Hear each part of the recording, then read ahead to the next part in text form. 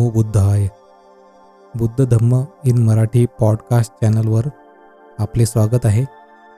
मित्रांनो, आज आपण प्रज्ञा म्हणजे काय आणि प्रज्ञा प्राप्त करणे हे जीवनाचे सर्वोच्च ध्येय का असावे याबद्दल जाणून घेऊया. माणूस म्हटला की त्याला बुद्धी असणारच. त्यातून ज्याला तीव्र बुद्धी असते किंवा जो बुद्धिवान मानला जातो त्याला सामाजिक व्यवहारात विशेष स्थान असते. पण बुद्धीपेक्षाही एक मोठी शक्ती आहे, ती म्हणजे प्रज्ञा. वर पाहता या दोन्ही शब्दाचा अर्थ एकच आहे असे वाटेल, पण प्रत्यक्षात तसे नाही.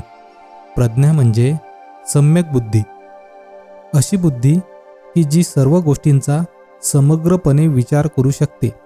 एवढेच नाही तर ती सर्व गोष्टीकडे समदृष्टीने पाहते. नेहमीची जी बुद्धी आहे ती एकांगी किंवा एकारलेली असू शकते.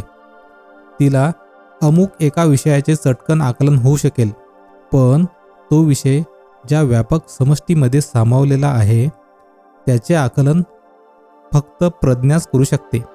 बुद्धी तीव्र असते तर प्रज्ञा विशाल. बुद्धीमुळे ज्ञान प्राप्त होते तर प्रज्ञेमुळे सुज्ञता येते. दुसरी गोष्ट अशी की नेहमीच्या बुद्धीला विकार घेरू शकतात. त्या विकारांनी म्हणजे मद, मोह, लोभ, माया, मत्सर अशा अवगुणांनी ती दूषित होऊ शकते. प्रज्ञा मात्र विकारांच्या पलीकडे विकारमुक्त अशी असते. तिला विकार बाधित करू शकत नाही. त्या अर्थाने निर्मल बुद्धी म्हणजे प्रज्ञा. पुढची गोष्ट म्हणजे बुद्धी ही चंचल किंवा अस्थिर असू शकते. प्रज्ञा मात्र स्थिर आणि अचल असते. बुद्धी मानवी मनाला चंचल करते तर प्रज्ञेमुळे मन स्थिरावते. सर्वात महत्त्वाचे म्हणजे प्रज्ञा ही कल्याणमयी असते. नेहमीची बुद्धी ही कल्याणकारी असेलच असे नाही. त्या बुद्धीचा वापर दुष्ट, विनाशकारी आणि हिंसक मार्गासाठीही होऊ शकतो. प्रज्ञा मात्र सुष्ट, अविनाशी आणि अहिंसक अशीच असते. प्रज्ञा आपल्या मनातच आहे. जेव्हा अनुभव, समज, जाणीव आणि शुद्धता पूर्णत्वास येते तेव्हा ही प्रज्ञा जी सर्वोच्च पूर्णत्वाने बनलेली आहे ती उत्पन्न होते आणि ती पाहता सुद्धा येते. याच कारणांमुळे ही प्रज्ञा प्राप्त करणे हे जीवनाचे सर्वोच्च ध्येय असले पाहिजे. बाह्य विश्वात शोध करीत बसण्यापेक्षा माणसाने आतल्या विश्वाचा कसून अभ्यास करण्याचा प्रयत्न केला पाहिजे, तरच तो अंतिम ध्येयापर्यंत पोहोचू शकेल.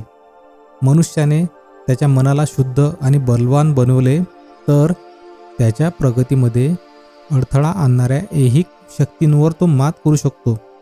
नंतर तो सुखाच्या लोकोत्तर अवस्थेपर्यंत पोहोचू शकतो, जेथे वाईट शक्तींना काम करण्याची कसलीच शक्ती उरत नाही. धम्म म्हणजेच प्रज्ञेचे आचरण होय. जोपर्यंत प्रज्ञेचा मार्ग अवलंबत नाही तोपर्यंत सत्य गवसत नाही. विज्ञाननिष्ठ, बुद्धी प्रामाण्यनिष्ठ म्हणजेच बौद्ध धम्म होय. मला आशा आहे मित्रांनो, प्रज्ञेबद्दलचा हा एपिसोड आपणास नक्की आवडला असेल. धन्यवाद.